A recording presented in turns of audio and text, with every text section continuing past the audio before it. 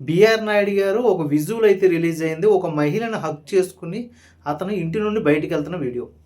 BR Naidu గారు అంటే ఎవరు అనుకోకండి, టీయూ5 అధినేత, ఓనరు, ఇప్పుడు టీటీడీ చైర్మన్‌గా చేస్తున్న వ్యక్తి.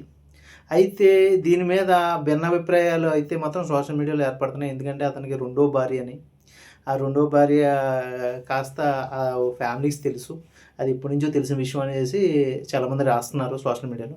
అలాగే ఈరోజు కరుణాకర్ రెడ్డి గారు ప్రెస్ మీట్ పెట్టి, ఓకే, ఇలాంటి రాసలీలలో చేయడం ఎంతవరకు కరెక్టు, దీని మీద టీటీడీ ఇమీడియట్‌గా స్పందించి టీటీడీ అధికారులు చైర్మన్‌ని పదవి నుంచి దింపాలి అంటూ ఆయన ప్రెస్ మీట్ పెట్టడం.